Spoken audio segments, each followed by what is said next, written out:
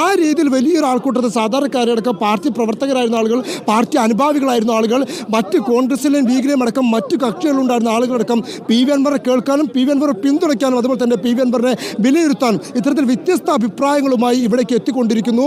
ആ ആൾക്കൂട്ടം വലിയൊരു രീതിയിലേക്ക് ഈ വേദിയെ നിറച്ച് റോഡിലേക്ക് ഒഴുകിയെത്തുന്ന അവസ്ഥയിലേക്ക് മാറുന്നു. അതിനോടൊപ്പം തന്നെ നേരത്തെ തന്നെ ഇന്ന് ഉച്ചയ്ക്ക് തന്നെ ഈ വേദി സന്ദർശിക്കാനെത്തിയപ്പോൾ പി വി അൻവർ പറഞ്ഞൊരു പ്രഖ്യാപനമുണ്ടായിരുന്നു. താനൊരു ഫോൺ വിളിച്ചാൽ നിലമ്പൂരിലെ പല LDF ഭരിക്കുന്ന പഞ്ചായത്തുകളും താഴെ വീഴുമെന്നായിരുന്നു പി വി അൻവറുടെ പ്രഖ്യാപനം. ആ രീതിയിൽ തന്നെ നിലമ്പൂരിന് പുറമേയുള്ള ആളുകളെ കൂടി ഈ വേദിയിലേക്ക് എത്തിച്ചുകൊണ്ട് അൻവർ ആ രീതിയിൽ തന്നെ ഒരു രാഷ്ട്രീയ പ്രഖ്യാപനം നടത്തുന്നു എന്നുള്ളതാണ് ഏറ്റവും പ്രധാനം. ഇനി ഇതിനെ എങ്ങനെയാണ് പാർട്ടി പ്രതിരോധിക്കാൻ പോകുന്നത് എന്നുള്ളതും കാത്തിരുന്ന് കാണണം. അൻവർ തൊട്ട് പിന്നാലെ തന്നെ നിലമ്പൂരിൽ വിവിധയിടങ്ങളിൽ രാഷ്ട്രീയ വിശദീകരണ യോഗങ്ങൾ പറയുന്ന വാക്കുകൾക്ക് കയ്യടി ഉണ്ടാകുന്നുണ്ട്.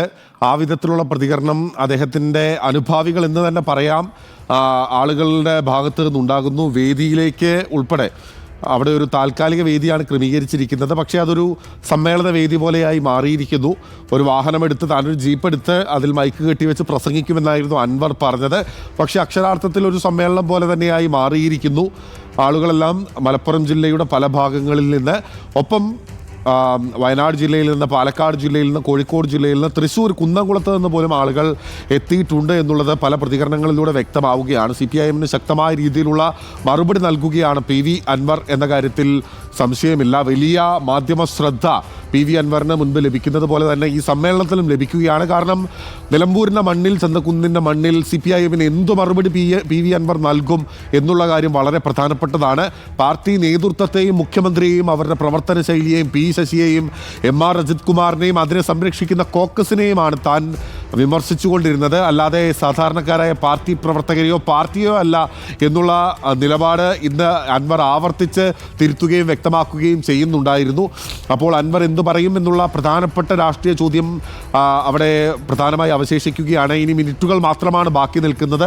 6:30 കൃത്യം PWD റെസ്റ്റ് ഹൗസിൽ നിന്ന് അൻവർ ഈ ചന്തക്കുന്നിലെ സമ്മേളന വേദിക്കരികിലേക്ക് എത്തുമെന്നാണ് നമുക്ക് മനസ്സിലാക്കാനാകുന്നത്. VS രഞ്ജിത്തും അഷ്കർ അലി കരിമ്പയും മുബഷീർ P അക്ബറും ദീപക് മോഹനുമാണ് തത്സമയ വിവരങ്ങളും ദൃശ്യങ്ങളുമായി നമുക്കൊപ്പം ചേരുന്നത്.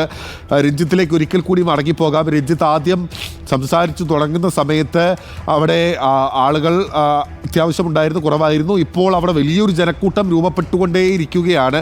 രഞ്ജിത്ത്, അതിൻ്റെ നടുവിലാണ് ഇപ്പോൾ നിൽക്കുന്നത് അല്ലേ?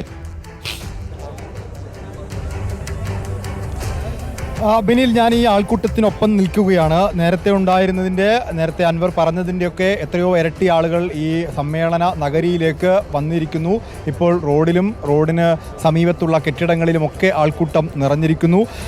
നിലമ്പൂരിൽ CPM-ന് വലിയ വെല്ലുവിളിയായിരിക്കും അൻവർ എന്ന കാര്യത്തിൽ തർക്കമില്ലാത്ത വിഷയമായി മാറുകയാണ്. കാരണം നേരത്തെയൊക്കെ CPM മലപ്പുറത്തും ചെയ്യാറുള്ളത് ലീഗിൽ നിന്ന് വിമത ശബ്ദം ഉയർത്തുന്ന, ഇപ്പോൾ KT ജലീലിനെ പോലുള്ള ആളുകളെ CPM-ലേക്ക് കൊണ്ടുവരിക, അല്ലെങ്കിൽ കോൺഗ്രസ് നിന്ന് വിമത ശബ്ദം ഉയർത്തുന്ന ഇപ്പോൾ ഈ PV അൻവർ ഉൾപ്പെടെ അബ്ദുറഹ്മാൻ ഉൾപ്പെടെ ആളുകളെ CPM-ലേക്ക് കൊണ്ടുവരിക എന്നുള്ളതായിരുന്നു. ഇപ്പോൾ CPM-നകത്ത് നിന്ന് അല്ലെങ്കിൽ CPM-നോടൊപ്പം നിന്ന് വിമത ശബ്ദം ഉയർത്തുന്ന PV അൻവർ CPM വിട്ട് പുറത്തു പോകുമ്പോഴും PV അൻവറിനെ പോലെ ഒരു സ്വതന്ത്ര MLA-ക്ക് പിന്തുണയുമായി, ഒരു പ്രസ്ഥാനത്തിൻ്റെ പിന്തുണയില്ലാതെ വ്യക്തിപരമായി തന്നെ അദ്ദേഹത്തിന് പിന്തുണ അർപ്പിച്ചുകൊണ്ട്, അദ്ദേഹം സ്വീകരിക്കുന്ന രാഷ്ട്രീയ നിലപാടിന് പിന്തുണ അർപ്പിച്ചുകൊണ്ട് ധാരാളം ആളുകൾ, അത് ഒരു രാഷ്ട്രീയ പ്രസ്ഥാനം എങ്ങനെയാണോ ആളെ കൂട്ടുന്നത് സമാനമായി തന്നെ ആളെ കൂട്ടാൻ PV അൻവറിന് ഈ ഘട്ടത്തിൽ സാധിച്ചിട്ടുണ്ട് എന്നുള്ളതാണ്. ഇവിടെ കൂടിയിരിക്കുന്ന ആളുകളൊക്കെ പല രാഷ്ട്രീയ പ്രസ്ഥാനങ്ങളിൽ നിന്ന് വന്നിട്ടുള്ളവരാണ്. എവിടെ ഞാൻ നിലമ്പൂർ ചന്തക്കുന്നില്ല. ഏത് പാർട്ടി പ്രവർത്തകനായിരുന്നു നേരത്തെ? ഒരു UDF-ന്റെ പ്രവർത്തകൻ. UDF ആയിരുന്നു. അൻവറിനൊപ്പമാണ്. അതെ. അൻവർ മത്സരിക്കാൻ തുടങ്ങിയ മുതൽ അൻവറിനൊപ്പം. അൻവർ മത്സരിക്കാൻ തുടങ്ങിയതല്ല, അയാൾ സത്യങ്ങൾ വിളിച്ചു പറയാൻ തുടങ്ങിയപ്പോൾ അയാളെ അംഗീകരിച്ചു. എവിടുന്ന് വരുന്നത്? ഞങ്ങൾ വണ്ടൂരിൽ നിന്ന്. CPM പ്രവർത്തകരായിരുന്നു അല്ലെങ്കിൽ മറ്റു നിഷ്പക്ഷമായിട്ട് നിൽക്കുന്ന ആളാണ്, അല്ലാതെ ഒരു രാഷ്ട്രീയ പാർട്ടി ഇല്ല. അൻവറിന്റെ നിലപാടുകൾ ശരിയാണ്. എവിടെ വൈക്കടവ് ഈ CPM-നൊപ്പം ആയിരുന്നു, അല്ലെങ്കിൽ ഇപ്പോൾ ഈ അൻവറിനെ ഒന്ന് കേൾക്കുക എന്നുള്ള ആഗ്രഹത്തിൽ? അൻവറിനെ കേൾക്കുക എന്നുള്ള ആഗ്രഹത്തിൽ വന്നതാണ്. അൻവറിന്റെ നിലപാടുകൾക്കൊപ്പമാണ്. എവിടുന്ന് വരുന്നത്? അകമ്പാടം. അൻവറിനൊപ്പം ഇങ്ങനെ വന്ന് ഈ സമ്മേളന നഗരി ഇരിക്കാനുള്ള കാരണം മൂപ്പരെ എടുക്കുന്ന നിലപാട് ശരിയാണെന്നൊരു തോന്നൽ. അയാൾ മോശമായിട്ടുള്ള കൈകാര്യം ചെയ്യുന്നത്, അതുകൊണ്ട് മൂപ്പരോട് സഹകരിക്കുക എന്നല്ല. അല്ലാതെ ഒരു പാർട്ടി വിട്ടു അല്ലെങ്കിൽ മറ്റേ പാർട്ടിക്ക് മൂപ്പരെ കൂടെ പോകുമെന്നല്ല.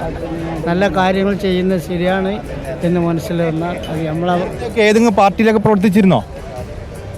ഉണ്ടായിരുന്നോ? CPM ആണ്. ഇപ്പോഴും CPM ആണോ? ആ CPM അല്ല. അൻവറിനൊപ്പമുള്ള CPM. അതെ അതങ്ങനെ അൻവറിനൊപ്പം CPM എന്ന് ഒരുപാട് ആൾക്കാരുണ്ടാവോ?